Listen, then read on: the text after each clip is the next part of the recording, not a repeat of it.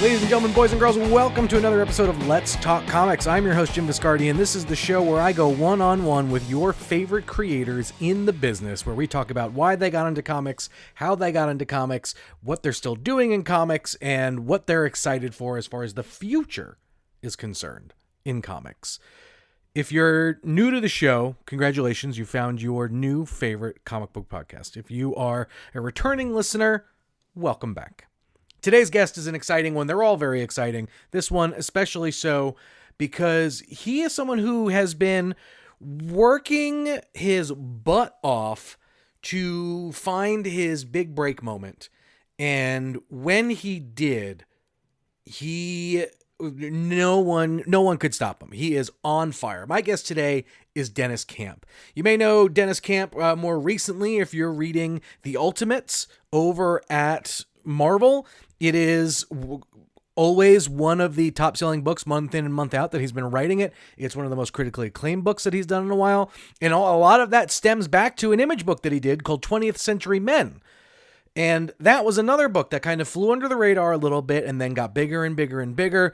The praise bubbled and bubbled and bubbled. And now when people read it in its entirety, they're just blown away. Deniz is a guy who is constantly putting big ideas on display. And he has a new book coming out called Assorted Crisis Events, which is nothing short of big ideas. There are more big ideas in this book packed in anything else than I think he's done. And that's he's also got an Absolute book coming out, Absolute Martian Manhunter. And so today we talk a bit about that. We talk a lot about world building and what that entails with him as he does his creator-owned work and what he does. There's an interesting tidbit on how he chooses his work for hire stuff. And it's a pretty bold statement that he makes there. And all I could say there is good for him. So you're just gonna have to listen to find out what exactly he says. If you haven't yet, please just do me a favor. Well, you're listening to the show right now. If you're listening on your phone, just take a screenshot of whatever you're listening it to on Apple Podcasts or Spotify and share it on social. Let us know you're listening. Let us know what you're enjoying as far as the show goes. And then if you want to take it a step further, give us a 5-star review over on Apple Podcasts. Give us a 5-star review over on Spotify. Leave a comment over there. I love seeing those. You guys just make my day every time I get to read them. So that's really going to be it. A little bit of a short intro this week, but hey, that's because we have a great full chat with one Mr. Deniz Camp. So if you're ready, I'm ready. Let's talk comics. Deniz, welcome. Thank you so much. So pleased to be here. And there's no place I like to be more than Image. So I'm just thrilled to be doing this. I love it. Before we kind of start down our walk down memory lane in a bit, I do want to ask, everyone I've spoken to so far has been in the business for a very, very long time. And for you've been in the business long enough, but also I feel like this, more recent stretch for you, really since, 20th Century Men has really kind of been just like you had a rocket on your back and we're off to the races, right? Does it feel like that for you? Like what is that like for you, especially as, a younger creator coming into this business, finding heat and then all of a sudden just like boom, boom, boom, we're going. Like what is that like for you? Yeah, it's been really interesting because I haven't been in the industry too long, but I have been in the industry long enough to have been nobody for a long time and like have friends that were becoming successful before me, and most of my friends were hitting it big, with major books at Marvel and DC before I was, and I was pretty comfortable. I was pretty comfortable there, to be honest with you. Like it wasn't, I was comfortable being that person, and kind of, I felt like really it was with 20th Century Men, while I was working on 20th Century Men, that I feel like I was focusing so much on the craft, the work of being a decent writer and working with my collaborator. And it was over the course of that I had a lot of time to work on that, and over the course of working on that book, that I really feel like I found my voice and found out like the kind of work that I wanted to be doing. So I have definitely felt an acceleration after 20th Century Men. That was a big breakout book, but it wasn't just like that's when people noticed. It was also when I think the work that I was putting out kind of started to be deserve notice a little bit more, and I feel like I was able to hit a new place with my work, thanks in large part to my collaborator on that book, Stepan Morian, and yeah, I just figured out how what my artistic project was and what my approach was going to be, and more, and so yeah, it's been wild since then. It's been kind of nonstop, even in the parts that don't seem like I'm busy. I've been working on Assorted Crisis Events since I was still writing 20th Century Men. Sure. So I've been working on a lot of these projects for a long time, and they're kind of now all just coming to light, which is really, really cool. Does it ever feel overwhelming at all at times? Yeah, for sure it is. I mean, I think right now I'm in a period of, it's exciting and every day is really cool, but I'm also really, really busy in a way that I've not been, in comics before. And so it's just an adjustment, but it's like, it's all the stuff that it's good busy. You're tired, but you're really happy with the work that you've done. How do you find yourself managing that in a sense, right? Where like, you right now are working on a number of different books where before, you were able to just kind of slow pace it. So like, is that something you had to kind of learn on the fly or is there? It definitely is. It's just a matter of, I hope, developing as a writer. A lot of this stuff has been in the works for a long time, so I'll still take a lot 2 months of thinking about an issue of Assorted Crisis Events, and 2 months if you put in the thinking, because we've been working on it for 2 years already, and we have so much done already, and so I do think there's no shortcuts to. Sometimes there's no shortcuts, and then sometimes there are. And as you get better, and as you get better at you have more work under your belt, you kind of learn what you can do and what you can't do in a shorter period of time, and kind of get to the point a little quicker. But I still spend a ton of time reading. I still spend a ton of time researching for my work. Like I still spend a ton of time writing. Like it's just a matter of I don't have a lot of free days now. I don't get to do as many of the hanging out days as I used to. And I think that is, I don't want to necessarily, it's not going to be like that forever, but for now, I'm happy. I'm really happy to getting to do this work with all of these. That's the other thing, is like, I'm just so inspired by the people I get to work with. And so I just don't want to let any of them go, and I don't want to not do that project with them, so it's like. You mentioned, kind of coming up in almost like a class, right? Where you had a bunch of friends, all kind of doing work at the same time, and some hitting, landing bigger books and stuff before you.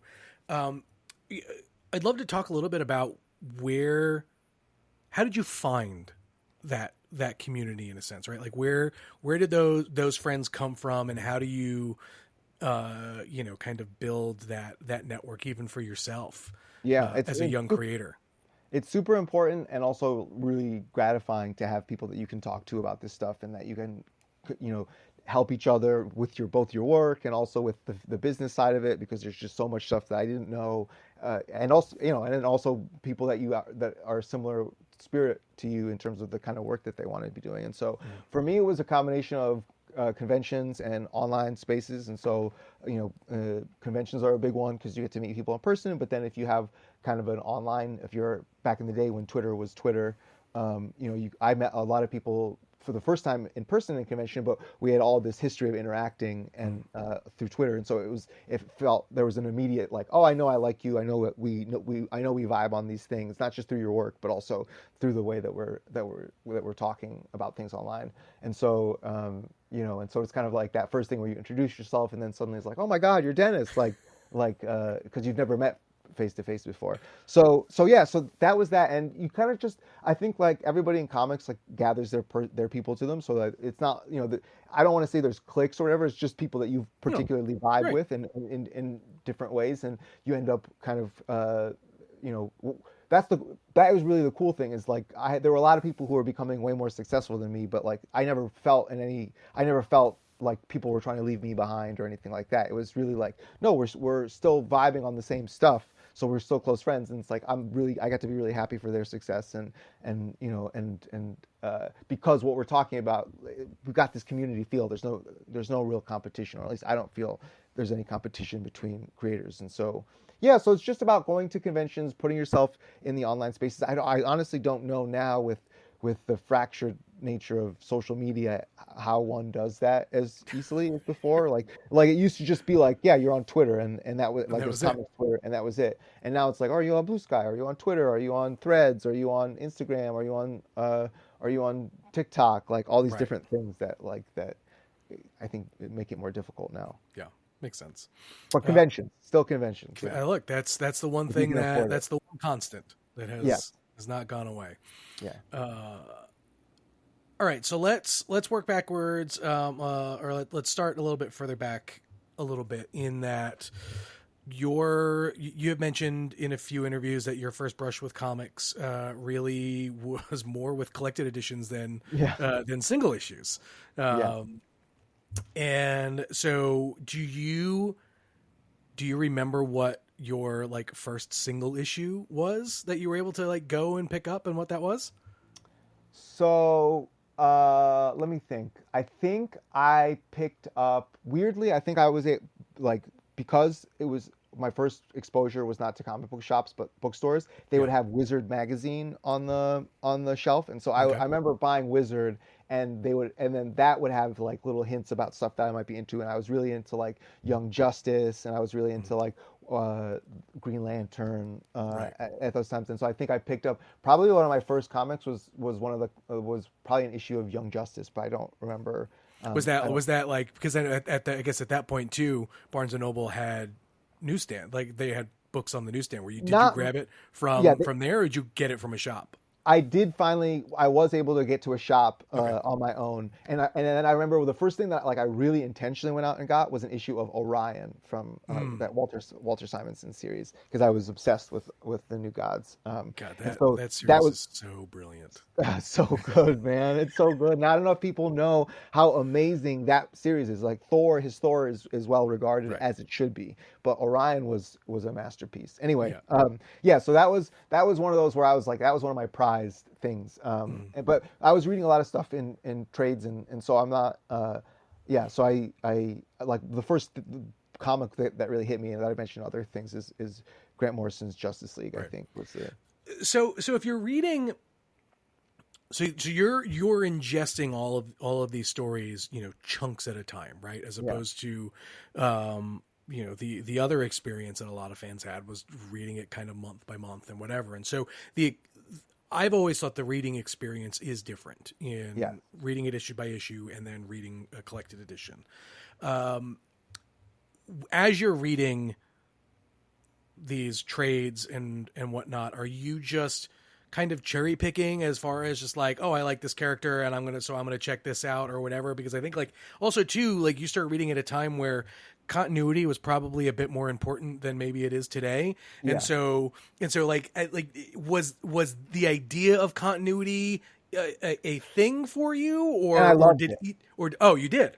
I did. I loved that there was this history, and I loved that there was all this other stuff going on, and like that I didn't fully understand stuff was fine. I remember getting like the DC 1 million trade, and there was Mhm. like it was just like chopped up pieces of story that like, and you were like, wait a minute, like why is there just a black page and stuff seemed to have happened there? And it was like, yeah, well, it was somebody decided it wasn't super relevant, but like it kind of was. Like so, I love that stuff. I loved continuity. I loved history. I loved like before my parents would let me. I didn't really get an allowance, and I didn't have a lot of money, so like I remember going on website like the internet, and people would just have like GeoCities, and they would have like descriptions of pictures of characters and descriptions of their biographies, and like I love that stuff. So I Mhm. love continuity. I thought that was, I thought it's, I still think it's one of the things that make comics unique Right. and like to any other fictional whatever, but like superhero comics anyway. But yeah, so but it's a tool to be used. It's not a thing that you have to be, I think, like beholden to necessarily. Right. Like for instance, I thought Simonson's Orion did that wonderfully to bring it back to that. Like where Mhm. I didn't, I didn't need to necessarily know all those stories, but if I knew all those stories that are being referenced, I'll get more out of it. Right. Love that. You know, obviously you mentioned that some of your early creator preferences initially were, you know, some Grant Morrison stuff and things like that. And so you immediately just dove right into the heavy stuff. I mean, you know, that's it, but it wasn't the heavy side of Right. those, That's those fair. writers, you know. So it's like Justice League is the most accessible thing Right. Grant Morrison's ever. So later I got into the weirder stuff, and that was awesome. And so it's not like Justice League is my favorite Grant Morrison work even, but that Sure. was just the one that was like it was a perfect entryway. It was like it was weird for me at the time and mind blowing with all these Right. big ideas, but it wasn't like Doom Patrol, like Yeah. Ouroboros, you know, structures and which are awesome, and I love now more than anything, but it Right. wasn't, it didn't, I don't think I would have grasped it, like in the same Yeah. way that I didn't fully grasp Watchmen the first time I read it, you know? I've mentioned this before, but I came to comics a little bit late, and so like my first Grant Morrison story I read was Batman R.I.P. and Nice. Yeah. that was a lot for me to. Yeah, for sure. That was not even like the first, like that was like the end of a run already. That was Right. the Yeah, end of exactly. I caught him at the tail end of yeah, his Batman stuff, and he's doing all kinds of crazy shit in there. And yeah, I'm like, what is going on? But yeah, I knew there was something there, and like that's the stuff that I love about like longer runs on stuff like that, where like absolutely. it immediately sends you back to Yeah. want to catch up, to want to figure out like how did we get here? Exactly. Like I know that it makes sense to somebody. Let it make sense to me. You know what I Right. mean? Like, yeah, Yeah. totally. That's the really cool thing about. I think I just yes, the ongoing series thing is for me really cool and really exciting because you can build these things over Mhm. time and there's a depth there Right. that you would and a breadth that you wouldn't get otherwise. Right. So, comics as a profession um, was not always in the cards for you in the sense that you had No. potentially you were going to do some other stuff before getting into comics kind of professionally. Yeah. Can you talk a little bit about just that, and then the what it takes to potentially make the decision to really make a career pivot in a Yeah. sense? It takes a lot of stupidity, is the main thing. A lot of not even confidence because it wasn't confidence. It was really I was studying science stuff previously and medicine, and I just made a decision that it wasn't for me and that it wasn't what I wanted to do. The lifestyle wasn't for me, and I didn't love the process of doing it so much Mm-hmm. as some other people that I was in school with. And so I just made a decision to kind of to try. First of all, I took some time to figure out what I wanted to do, and ultimately, Right. kind of what I discovered was I really enjoyed taking comics apart and seeing how they worked, and maybe trying my hand at making some. And so it was really just it wasn't like I don't know if I you know, I don't know if I was ever, even now, I'm not sure I'm confident that I'll ever succeed at it, but it was like, I loved the doing of it so much that my ultimate success or failure, you know, if it didn't become a career, then it would have become something that I did for myself as I worked in bookstores or did whatever, Mm-hmm. did whatever paid the bills. Right. If you love but I think because I love it, doing it so much, I worked on it a lot, and it's not like I'm naturally talented or have been writing all my life or anything like that. Not at Mm-hmm. all. Not at all. I didn't really start writing. I started writing I think 10 years ago was the first time I ever tried to write something, Mm-hmm. and so it's one of these things where because I love it, it kind of almost didn't matter how it turned out. I Sure. thought. What would you say are some of the initial hurdles in f- deciding, you know, yeah, well, yes, I'm going to write, but you know, everyone always says, right, like if you want to become a writer, you need to write and read and write, right, Yes, and both. do it Yeah, all the time. yeah, But what I think the what doesn't necessarily get answered as much is um, how much of the early part of that process does or doesn't suck, and yeah. what do you go through in early stages of writing, um, to determine what you need to work on next. Right. I mean, that's the thing is like there's two sides of that, right? Like there's the writing, there's the craft stuff, the writing Right. itself, and then there's the trying to make comics and have those come out and or put them out so that editors will notice you or so that Sure. you can get published by a publisher or whatever. And so there are two sides of that, and both of them kind of suck at the beginning. I think the working on your craft stuff is frustrating because you're going to suck. Like you're just going to Right. suck when you start, and you could suck for a while, and I sucked for a while for sure. And you read like you think you write something good, and then you actually read something by one of the like somebody who's really good, and then you're like it's so much worse. And then you have to find collaborators that you can work with, and if you're a writer, you're really only as good as the artists that you work with, and so that is a whole thing to find somebody that that you vibe with and that you can work with, and either paying them or finding somebody who for whatever reason in their life can work for free, and so there's the craft of it, which is just doing it as much as possible, reading as much as possible, like reading the things that you love and analyzing them, and then trying to take little parts of that, and then also taking from your own life and telling the stories that matter to you, and that just takes time. And then also on the flip side of that, there's the business side, and that takes a lot of time, and also Right. can be really really difficult, because how do if you don't have a job, or if you don't have another job, like you need to be working on all these things, you need to be writing the things, you also need to be making money so that you can pay an artist, or to pay to have them printed as an ash can so you can, or pay to go to cons. Like all these things are really difficult. So you can hand them to editors who are not going to read them probably, or other creators, bigger creators who get 1,000 of those a day and are not going to read them either. So it's like it can be really demoralizing, and I Mhm. think that's why I always stress like you have to really love like the process of doing it, because there really is no, in some writing, I think some even fields in writing there are feeder systems, but there really aren't in comics. It's just Right. you have to make the comics to come out for people to notice them, and how do you get there is kind of different every time, and and you don't have a lot of control over when it happens or who latches onto your work, and so you really have to love you have to really love doing it, I think, even if nobody reads them. And that was what it came down to for me. It was like, even though like 5 people would read the 10-page short story that I worked on, I was really proud of it, and I loved doing Sure. it so much that it was good enough for me. Right. It's funny you mentioned the feeder system aspect of it, because I feel like it is actually something that comics embraced a little bit more, like maybe like 10 or 15 years ago, with like the co-writer credit, in a sense, Mm. where Yeah, that's a good point. there was a period of time where you had a bunch of these creators kind of break in, where they probably did most of the actual writing, but like as far as plot and story goes, it was like Jonathan Hickman, I think, is a good Yeah, example of that, or right? fraction. Yeah, or Fraction, right? Like Fraction came in with Ed Yeah, Brubaker.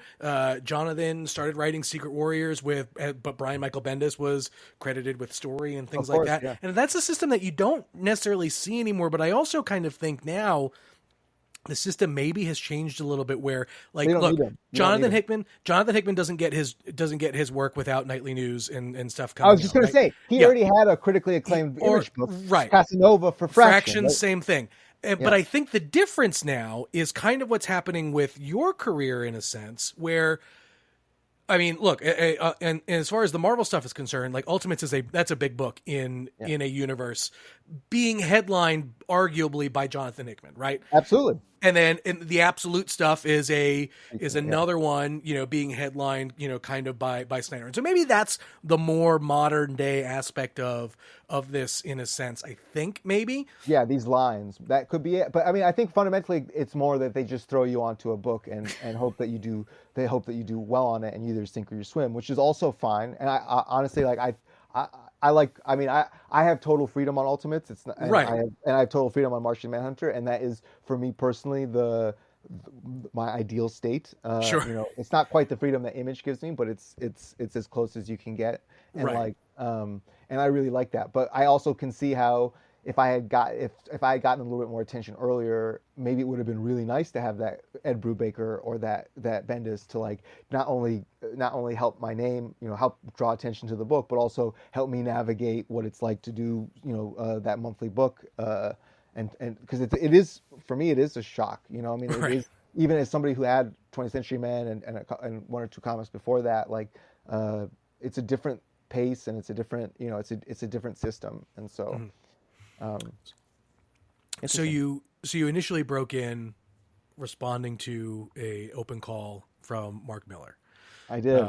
which is and then but like you broke in, and then there was a little bit of a gap between kind of the next stuff, and so like Yeah. walk me through that, because like, is that a moment where you're like, oh, I got it published, I'm in, Yeah. and then you realize, well, kind of like, Yeah. is it, No, totally. what was that like? I did not think anything more would come of it than what did come Okay. of it, which was so, but my expectations were low. And so, I was just, I mean, it was because it wasn't like the thing was, it wasn't like there had ever been anything like that before, or there had Right. been a lot of things like that before. Like that was the Sure. first year that Miller World did it, and then he only did it twice. And Right. there were one or two talent hunts that Marvel did. I remember they did something in the 2000s where you could just like send pitches in, and they would Yep. take some of that stuff.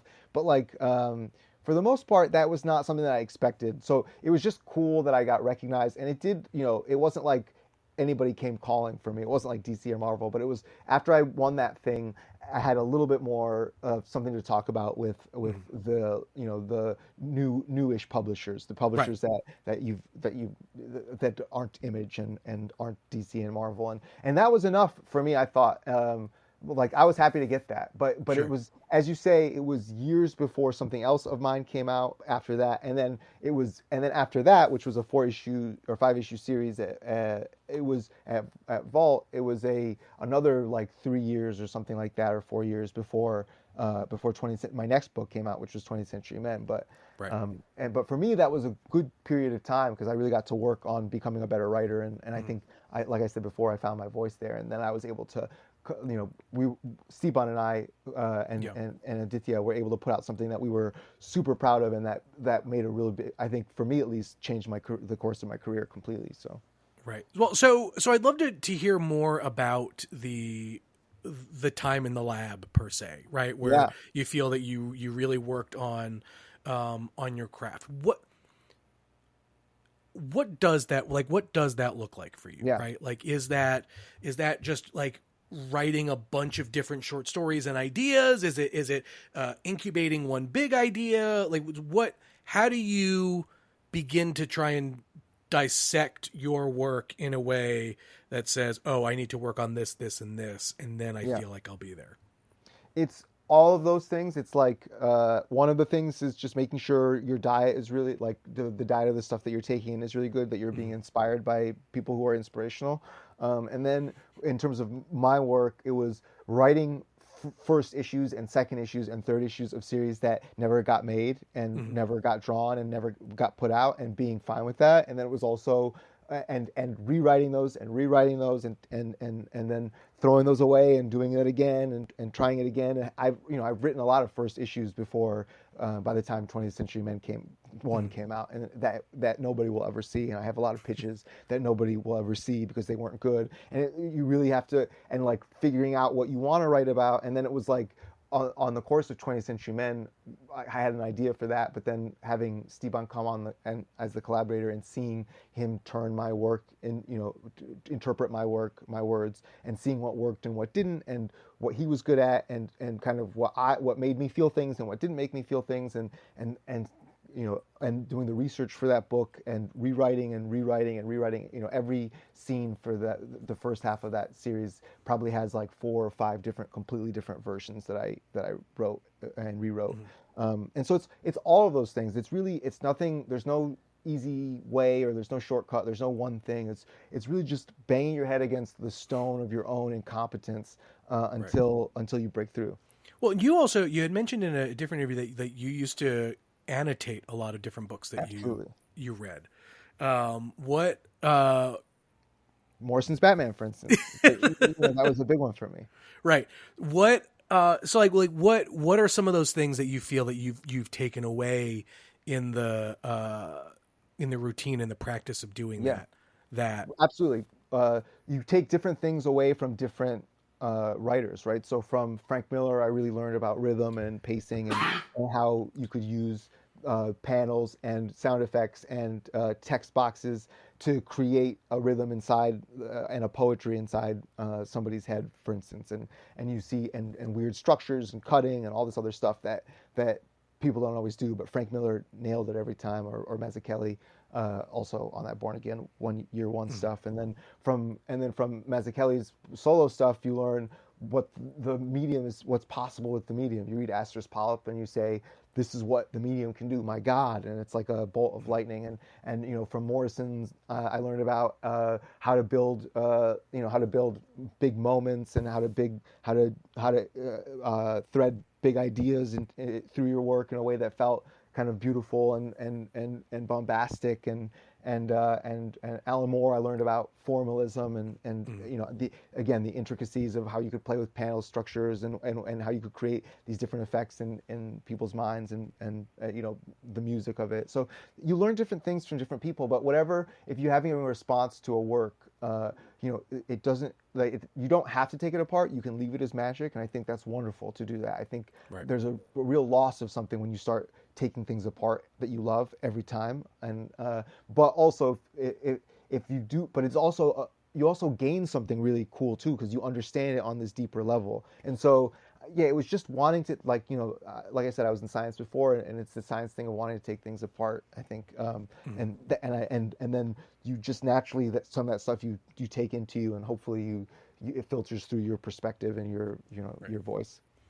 You mentioned there's a lot of first issues and a lot of pitches that will never see the light of day. Having gone through the motions and doing the reps, what in your mind makes a good pitch, and what makes a good first issue? Yeah, great. I think a good pitch should be short, first of all, and then in terms of conceptually, there should be a simplicity to it. I think that is really difficult to achieve without flattening it out. Like a good pitch isn't necessarily a good story, but to have both is it's a real challenge, because you need something that has a complexity of life, but somehow has the simplicity that you can sum it up in a line or two. And that is a real challenge for me, always, every time I approach something. But I know I nail it when I'm able to hit that simplicity. Like whatever I'm writing or whatever, if I can really boil it down, and sometimes that will affect the writing, being able to boil it down into something with clarity. And so that is, I think, and then a good first issue, it needs to be extremely meaty. It needs to give you a sense of the characters, and it needs to give you a sense of the world, and it needs to give you a sense of what they can expect in the series. And as much as possible, I think it needs to have a beginning, middle, and end. I think it doesn't need to be like, it doesn't need to be a done in one necessarily, or an anthology, but it needs to have this sense of a beginning, middle, and end. And even something like Saga, some of the best first issues have this sense of closure and wholeness to them, like good TV as well. Right. When did you feel you nailed the first issue of 20th Century Men? Right as it went to print, and even then, maybe never. I don't know. Like I don't think I've never felt good about something that I've sent in as I'm sending it in. Okay.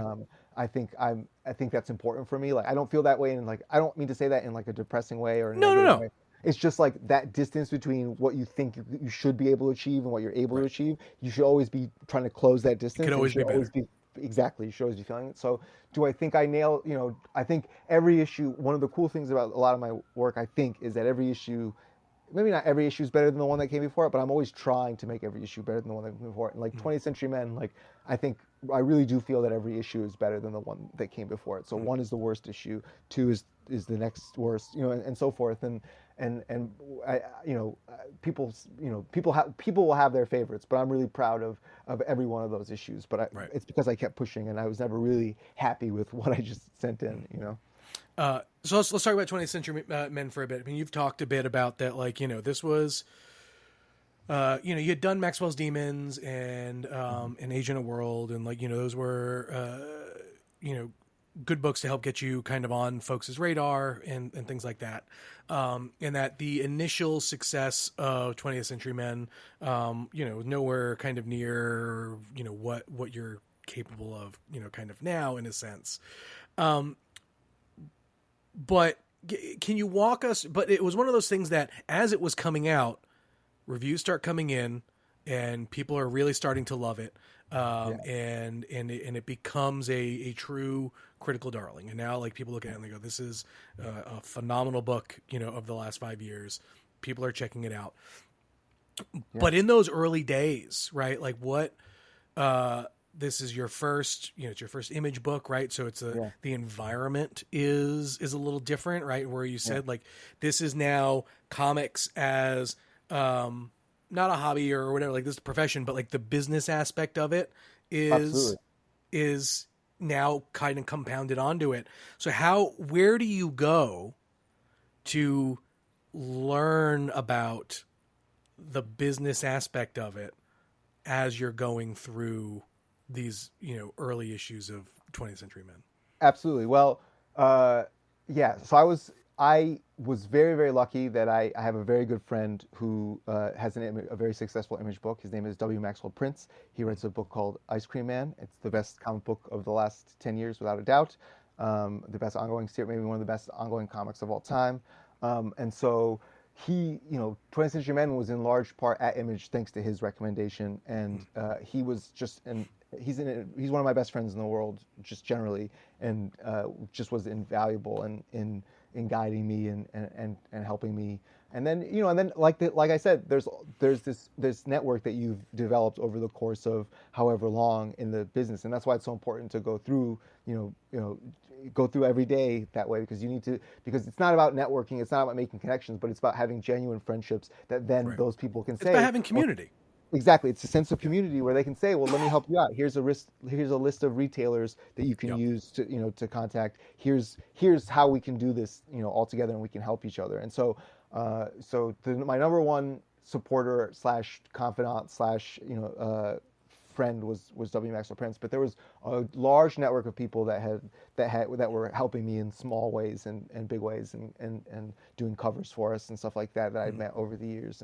And so yeah, so it was just that, but thank God I had all that time, of toiling in obscurity with friends who were ahead of me in the Right. business to help me with that stuff. You know what I mean? Like For sure. it turned out really wonderfully, and I had, like, you're right that, like, nobody as an audience knew me, but I had part of the success of the book was probably that these authors who had a Yep. little bit of, or were a little bit ahead of me or whatever, were saying, "This is a really good book. You guys should check this out." Yep. And so yeah, so it couldn't have come any earlier. It just was, everything just happened at just the right time, and I kind of feel the same way about Assorted Crisis Can I Events. ask what some of the early conversations with Eric Stevenson were like about the Yeah. book and getting it just kind of up and off the ground? Obviously, the recommendation comes in Yeah. for you, but still, the work's got to I sent him the show for first itself. Yeah, I sent him the first full issue when I was like, and then immediately after the next two.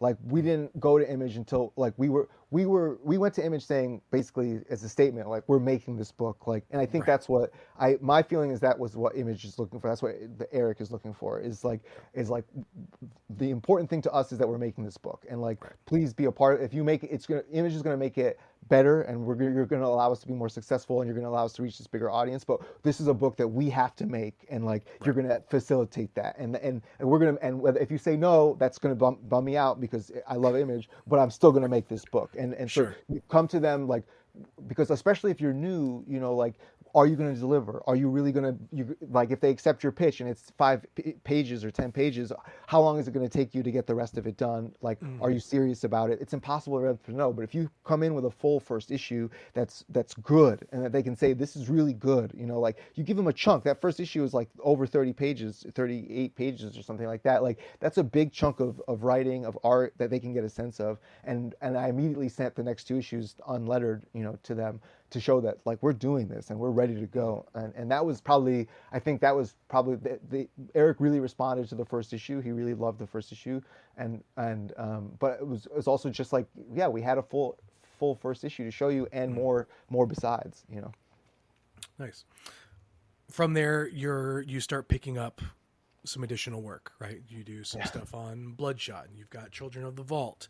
Yeah. You do a little thing with Hickman for his the Three Worlds, Three Moons project. Yes. Are those all things that are coming inbound to you, or are you Completely. going out and pitching and saying, let me work on something? So interestingly, Bloodshot, 20th Century Men, and Agent of World were all coming out roughly at the same time, and that was actually Right. something that a number of retailers said was really helpful. Was they were able Mhm. to like bootstrap one with the other, kind of, and kind of get people really into my work that then fed into the Ultimates, I think, but or whatever, maybe not, I don't know, but that's what I've been told. And then yes, the Hickman stuff and the Children of the Vault. Like and then I mean Ultimates I was told directly came out of 20th Century Men. That's Mhm. exactly the reason, and the same with the Hickman stuff. That so much so that Stepan did or drew the story that I worked that Right. we did together there. And so and then I think Bloodshot led to Children of the Vault more directly because that was a little bit more what they were looking for. But yeah, I mean 20th Century Men, it was like a complete, everything was a complete 180 in terms of uh, everything was coming to me. I've not really gone out pitching for things. It's really Mhm. since 20th Century Men, it's been people coming to me. No.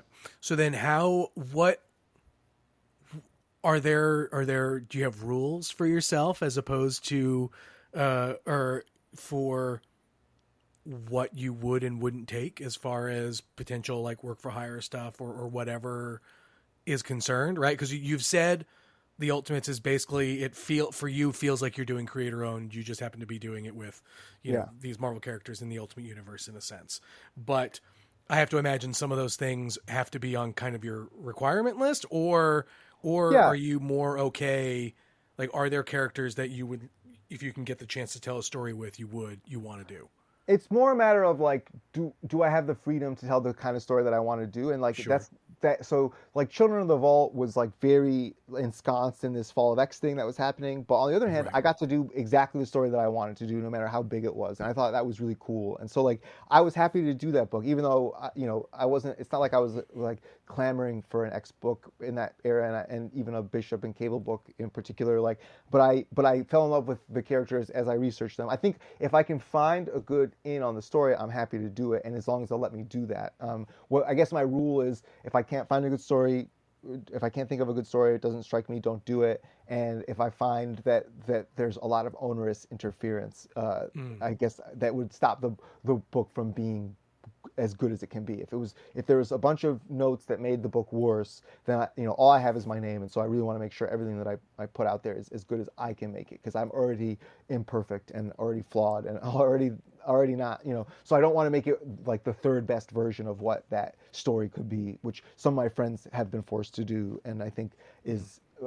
is kind of the line that I've tried to draw for myself. And then the other thing is, if you let me work with the people I want to work with. And so, Sure. and that not just, I mean, artists especially, and then colorists and letterers, all those are important to me. So, Do you feel that your patience, in a sense, has afforded you the ability to do that?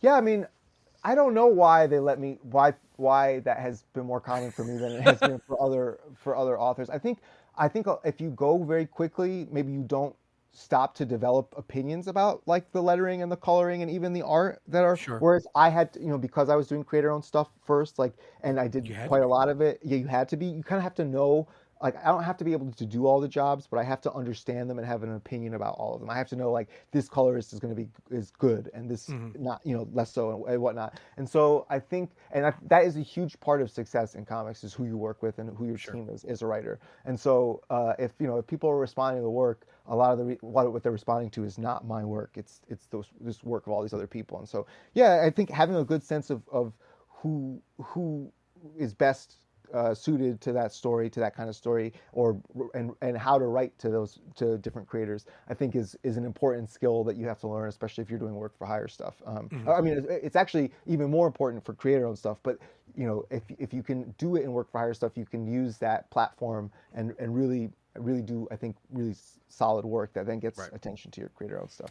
So you mentioned, obviously finding the right partners, finding the right collaborators, feels like an easier said than done kind of thing, right? And so, 100%. what would you say?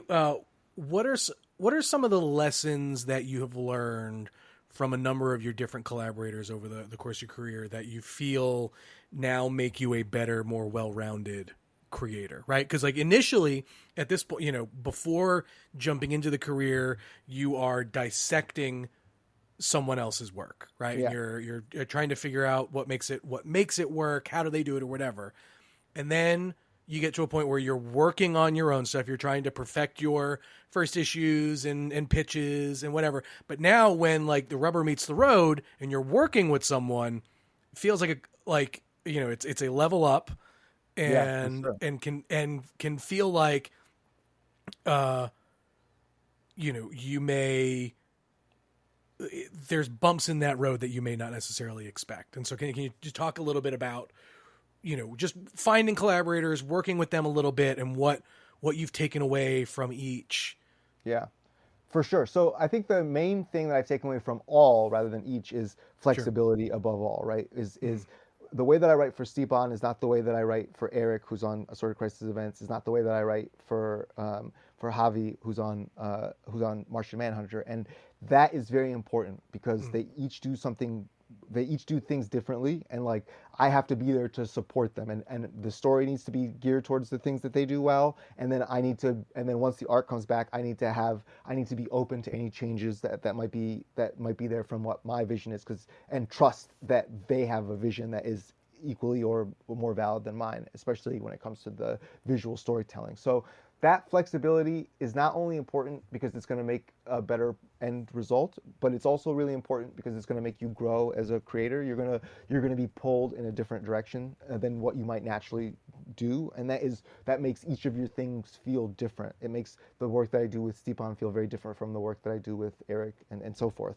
And so, you know, if you're doing 3 books a month, like you know, I'll have 3 books a month coming out. I want to make sure each one of those feels very different, and the way that one of the ways that I do that is by trying to tailor my writing to the people that I'm working with. And then, you know, individually, each of them, just every artist does something really well, or every artist I work with does something really well differently. So like, I think Stepan is such a great character artist and expressionist. So with him, I really learned how to focus in on character and realize that was the most interesting thing to me. With Eric is so about the mechanics of the comics page that I really leaned into my formalist leanings and tried to pull out my best Alan Moore, Watchmen era thing, where you're trying new things with the form of comics every issue, and Martian Manhunter is this simplicity or complexity through simplicity thing that I'm really trying to embrace. And so each of those creators has something awesome about not only what they do, but their philosophy about the work. And so I learned something from everybody I work with. Mm-hmm. Hearing you talk about this in a sense really kind of feels like your role in a lot of these books is not dissimilar to a orchestral conductor, right? Yeah. Where you don't play all the instruments, but you're making sure that all, players are making a harmonious sound in a sense, right? Yes, and that is actually, like, the real thing is just gathering, like, it's like your friends, gathering people who are going to do a great job. And it's like, I don't feel like I'm instructing Jordy on what to do. It's more like, Right. I just know that Jordy, and I'm encouraging her to do the most daring thing maybe, but I also know that Jordy's going to knock it out of the park, and I don't need to tell Eric, like, I know what Eric's going to like do well, and so it's just a matter of giving him something that he can be inspired by, and then letting him do his thing. So it's like, it's also just knowing the right people and bringing them together and letting them do their thing. That's where I feel like a lot of folks sometimes like to compare, writers or whatever to, like, film directors and whatever. And to me, I liken the music analogy better because it's more like you are conducting with basically nothing but first chairs, right? Yeah. And like you're laying, the groundwork is kind of there, but you're giving everyone the space to do what they do best. It's like a jazz conductor, I guess, because everybody, like, I want everybody to have space. Everyone's riffing a little bit. Exactly, like, and everyone's going to get their solo, and like, I want Eric or Stepan or whatever, like if Stepan, those issues were large for a reason. I didn't script them at like 52 pages. He would add a bunch of pages based on what I had scripted, because he was like, no, this needs to be 4 pages, and you gave it 1, kind of a thing. And so that is like, you need to, and that's the great thing about images. There is that kind of a freedom, or and Eric will add panels, or sometimes even pages, and so it's not so boom as you do this and you do that. It really is giving them, like, laying down, like you said, laying down the basic thing, the basic structure, the basic ideas, and letting them do their thing in whatever way they're going to do their thing to bring out the best, in what you've written and what in your ideas. So yeah, it's very collaborative. It's much more. It's there's really no comparison. I mean, I think it is a lot like a band, and being a band leader.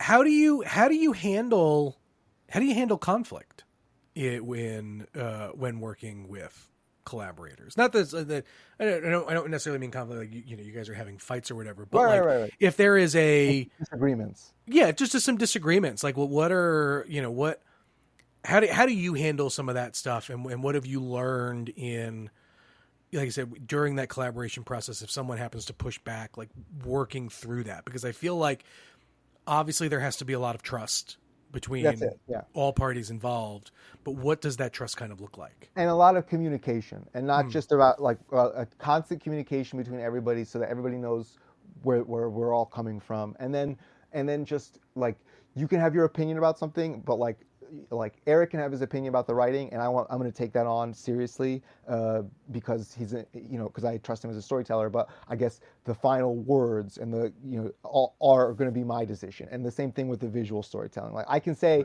well, I don't know if this is really working or whatever, but like, and point those things out to him, and usually he's either very receptive, or he's like, I already know, like, it's been bothering me, which is the more typical thing. And most of the time, he's actually, things that I think look great, he's like, no, it's not working, and we'll throw them out and do something else. So it's like, first of all, it's like having people that you trust to have that kind of self-editing whatever, and then if you have such a good taste that, like, I trust my artists 100% that they know the visual storytelling better than I do. So if I can have opinions about stuff, but they're going to be fundamentally the last voice on how many panels this is, or how this page is laid out, or how many pages the scene needs.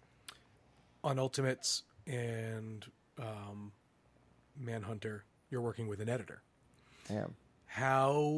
What have you learned in working with an editor, and then how have you been able to kind of take some of that stuff to your creator-owned work, where you may not necessarily have that aspect of the creative process?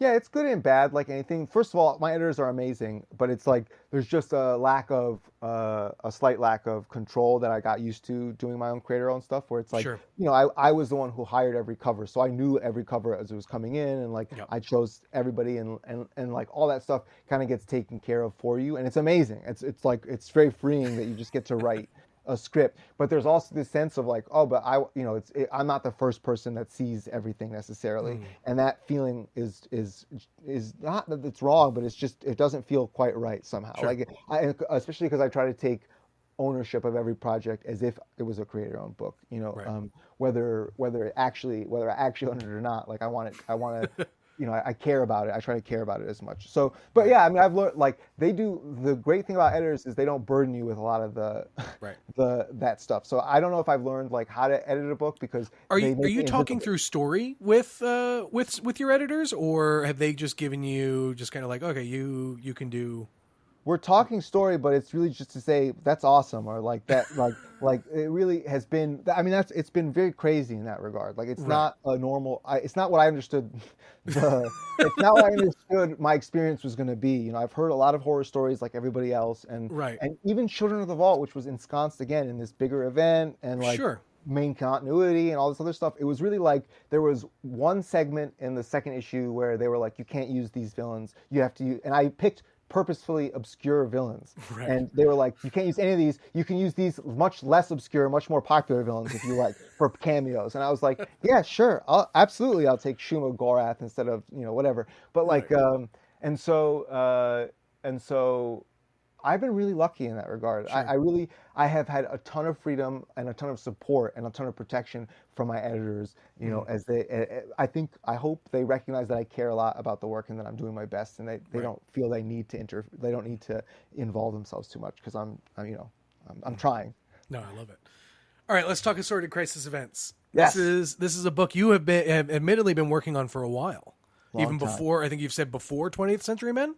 Yeah, I mean, I was working on it. No, I started working on All it right. like midway through writing 20th Century Men. So I Okay. was writing it. So before 20th Century Men ended, I was Okay. already starting to put this together.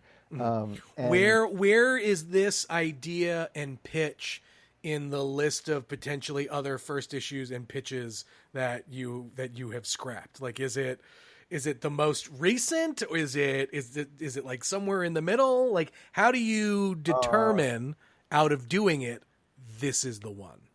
I mean, like I said, you can just feel it. And this was one of Okay. those ones where it was like, when it clicked into place, I knew I had this incredible story engine that was like just exactly what I've been searching for the entire time that I've been trying to write comics for 10 years or whatever it's been. I've been looking for something that had this kind of potential, what I think is this kind of potential, in terms of storytelling potential, and that was clear and yet complex, simple but yet complex, clear, and yet not obvious, and allows me to do just so much that I want to do.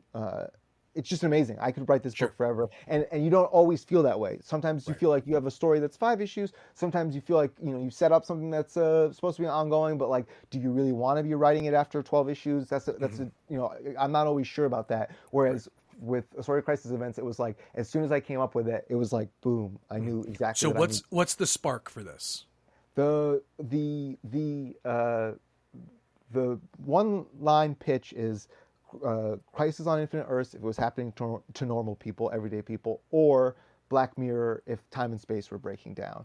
But the spark for me is kind of trying to channel this feeling that I think a lot of us have in modern times, of that it's kind of one crisis after another, that the world is breaking down, all these things that we thought were institutionally sound are all kind of crumbling and turn out to be not there. And what's a fundamental aspect of the universe that we as we perceive it is time. And so Mm. the idea that time is breaking down, and people have to deal with time breaking down in all these complicated ways, just seemed really fertile to me, Mm. for future stories. I could go infinitely with it, and it can be different every issue. Sure.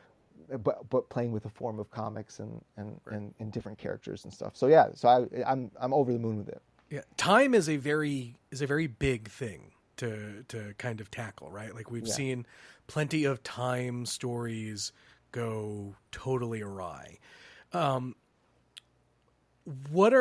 for you? What are some of the rules yeah. around time that you feel you have to kind of set for yourself, or that should exist when telling a story about time? I think in this case, I think where time travel stories go awry, when they become kind of a bunch of gobbledygook, like a bunch of Mm-hmm. techno babble. They lose the character stuff, or they Mm-hmm. become too complex. Become so complex that you can't really understand what's going on. Almost uh, proud of that, and so, Mm-hmm. or they become kind of the God in the machine thing, where it's just Right. like, time travel is used to fix everything. And so I think, um, with Assorted Crisis Events, my theory, my approach is to always focus on character. Make sure Mm-hmm. you're not the most important thing is these characters, and each issue being its own little story, having its own little plot, its own, and it being something that is kind of like recognizable.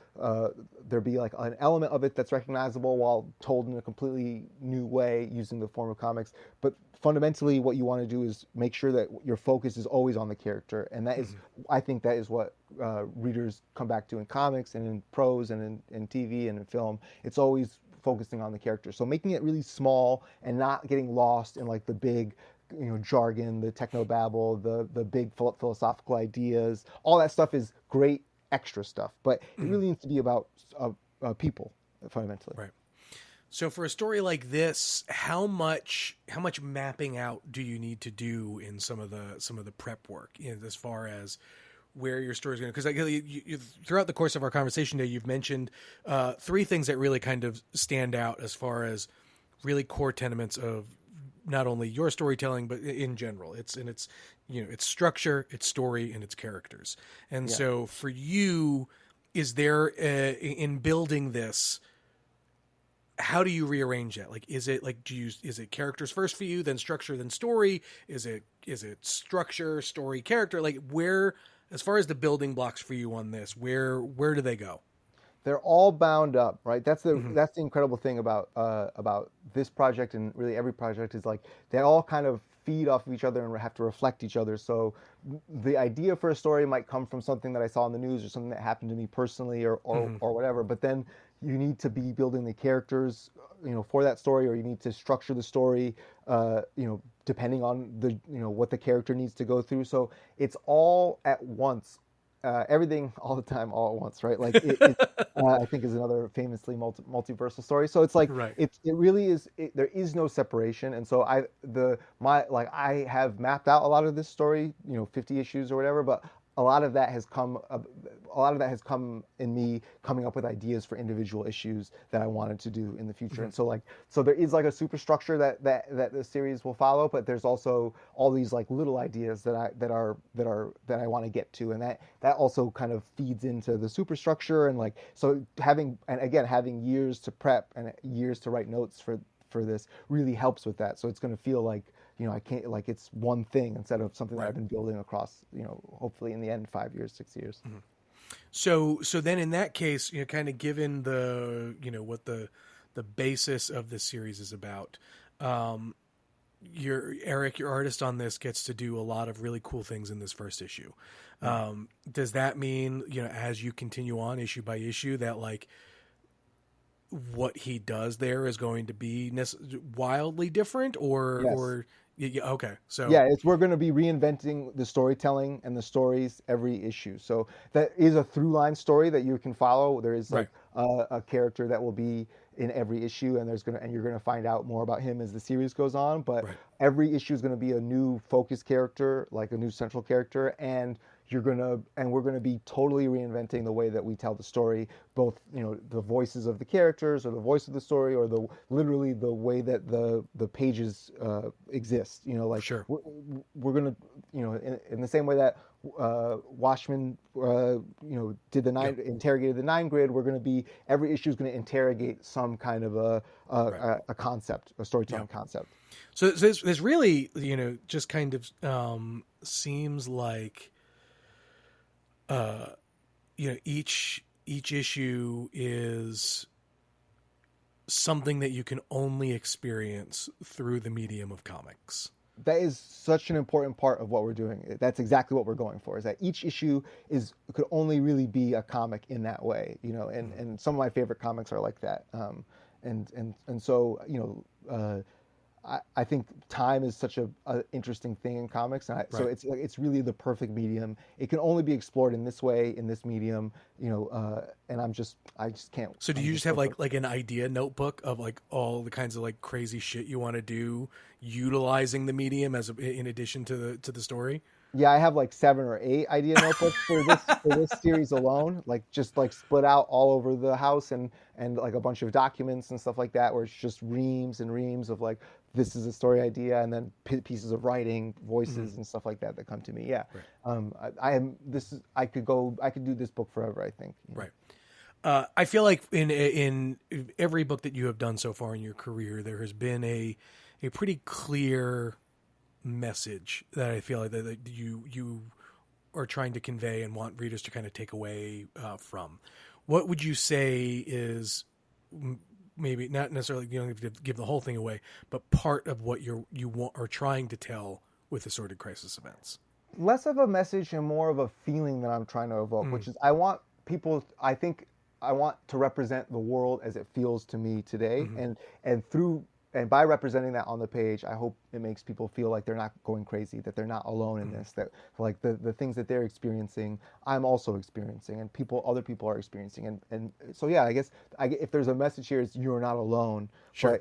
but that's not, not in a direct sort of way, but in the sense that all art is kind of telling Right. us that So this you're not book alone. then you would say maybe is more experiential than narrative in a sense. I mean, it's both, right? I want the Right. stories. I want the stories to really work as stories. That's Right. the most important thing. But I do think, I do think a lot of art can sometimes be inspired by other art. And Yep. one thing that I'm trying to do with this series is art that's inspired by life. Yeah. And because I think we need that. I think that's Mhm. what we're going to art for, is to not to see ourselves as in a reflection, but to see Right. points of connection. Mhm. And it's a communication. And so Yep. I hope that's what we're achieving. I love that. Uh, Obviously, over the course of the work that you've done, you've built a very nice sized fan base that and in that sense, what are some of the things that maybe have surprised you in finding an audience and like what they in seeing them react to your work and interacting with them on that sense.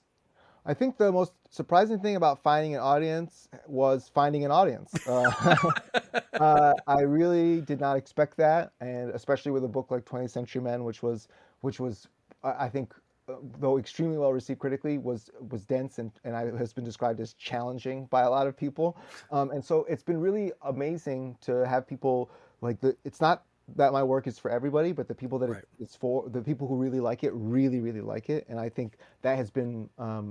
That has been really amazing for me. I did not know that there was a group of people who would respond like that to the work, and so I think there was just again, it's the flip side of that reader thing of like, oh, I guess I'm not alone in this. Like, I guess I'm not, Right. that there are other people who are interested in this kind of stuff, or who value this kind of stuff, or who feel these kinds of things. And so that's been really valuable to me. I think that's been really cool. I try not to write what the audience is after. I try not to think of the reader as, I think of a mythical reader, but not in, I don't take, Sure. opinions or whatever directly, but I do my best to respect them by doing what interests me, and challenging myself and pushing myself. And I think that's the best thing I can do for the reader. I love that. Assorted Crisis Events, for not only for this book because it is a perfect title. Thank you. Yeah. Right? What Man. was it always the title? No, it was not, and it was very challenging to come up with. And we worked through a bunch of other. I had just documents of titles, of Uh-huh. nonsense titles, long, short, whatever, and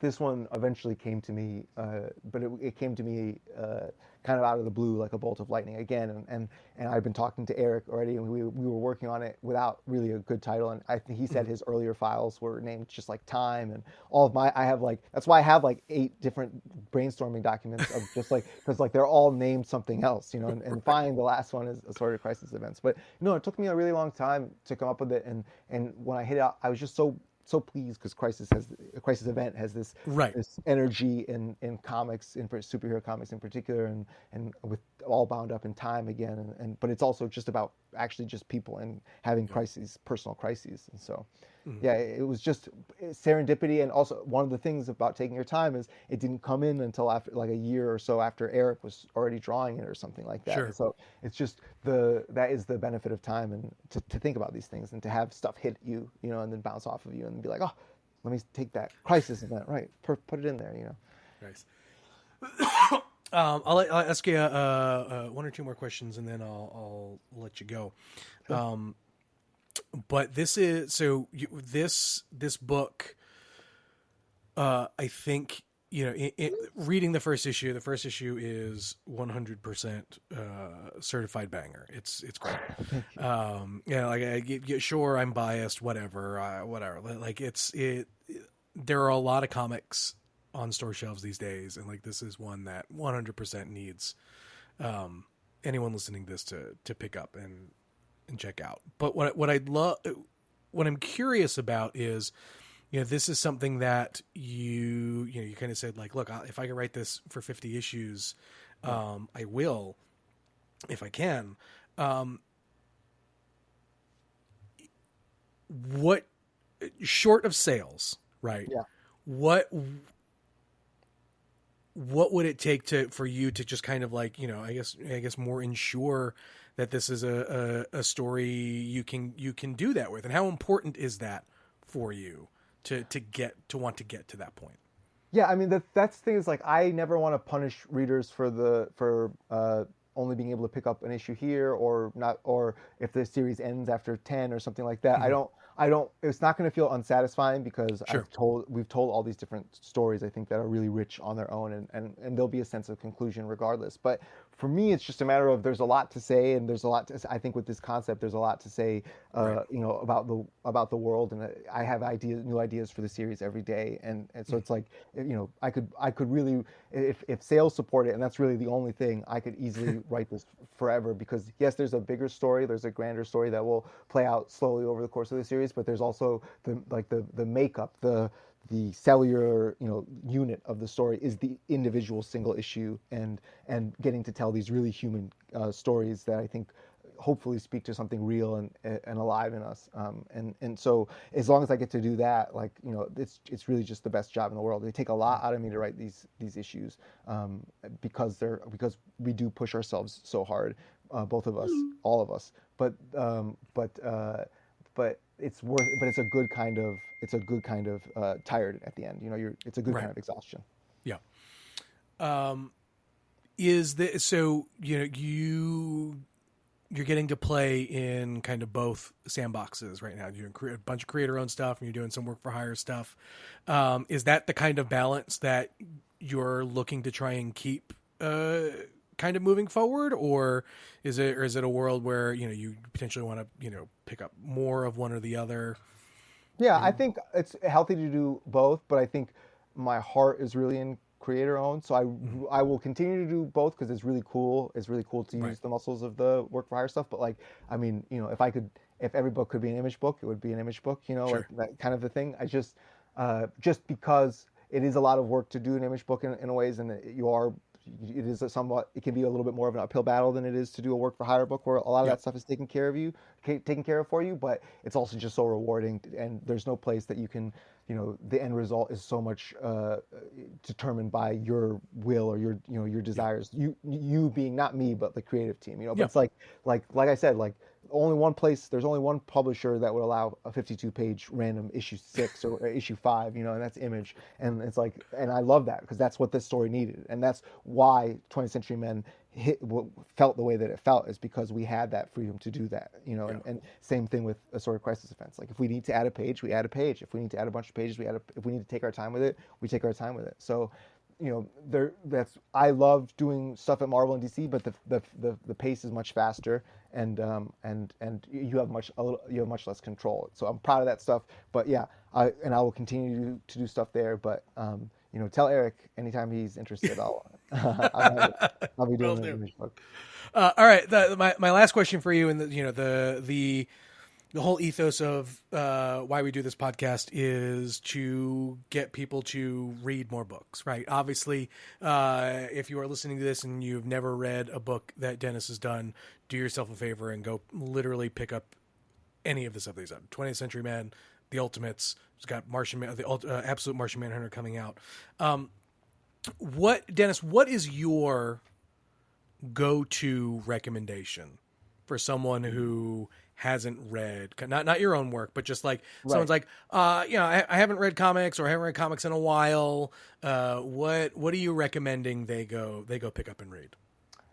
That's a great question. There's a lot of like that are coming out currently, or anything that you think will convert them into, like if it's a lapsed reader or someone who's never read comics before, right? Like what book are you going to give them that ensures they become a Wednesday warrior? Well, it really just depends on what they're really into. So, for instance, Sure. of the stuff that's coming out these days, I think anything Juni Ba does is great for like especially people who haven't read Western comics or American comics before. Yeah. Like his work is just this perfect blend of like Darwin Cook cartoonists, Mike Mignola, but also African and European artists, and it's all this stuff perfectly combined, and also manga. And so it's Right. like if you're into any of that stuff, like getting into his work, I just don't see how you can't love it. He's got in the same month as Assorted Crisis Events, he's got the second arc of Monkey Meat Monkey Meat. launching, or the second Yep. volume of Monkey Meat launching, and I've read that, and it's just absolutely amazing. I think he's totally inspirational, and he's frustratingly young and talented, and I can't say enough. So I think and then in terms of and I know it's going to sound like I'm pandering here, but really, Yep. Ice Cream Man I think is the Yeah. best book I'm not just because Will is a close friend of mine, but I really think and Martine and Chris, all of them are amazing. But like I think it's totally brilliant, month after month, different, inventive month after month, super accessible month after month. It's just for me it's the gold standard of the last 10 years without a doubt. I love it. Man, Dennis, this has been an absolute blast. Likewise, thank you so much. I can't wait for folks to get their hands on Assorted Crisis Events. It's going to be, like I said, it's going to be a fun ride.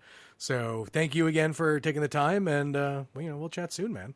Thanks for having me, man. I really appreciate it. This was awesome. Have a good one. Absolutely. Well, there it is. Another episode of Let's Talk Comics. Hope you enjoyed it. This was a fun one. Dennis is someone that you are going to be keeping your eye on for a very long time, and he is only going to get bigger and bigger. His ideas are only going to get bigger and bigger, and so I'm excited that engine is starting to run hot for him, and he's getting all of the attention and acclaim that he deserves.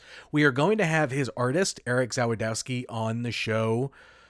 His artist for Assorted Crisis Events on the show closer to on sale, so you can be on the lookout for that when that comes out. He also did an interview with Declan Shalvey on Declan's podcast, Tape Deck, so check that out if you want. If you want to be an eager beaver, get some homework done before you listen to my chat with him. But we're at the end of the show, so that means we got to get some business taken care of.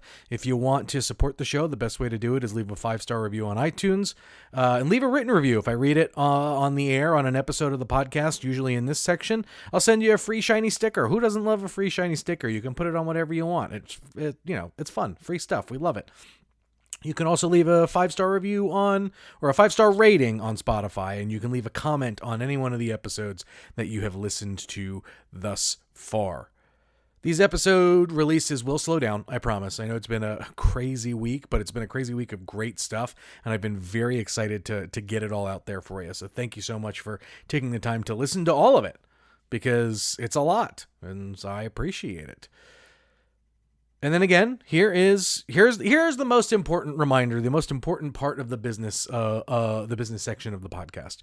Go to a comic book shop and go pick up a book that you may not have maybe wanted to pick up, because that is what makes the world go round. It's what helps expand your horizons as a comic book reader. It makes you a more informed, well-rounded participant of this community. And we love nothing more than for that to happen to you. So as long as you keep buying comics, as long as you keep reading comics, we're going to keep talking about them. We'll catch you next time.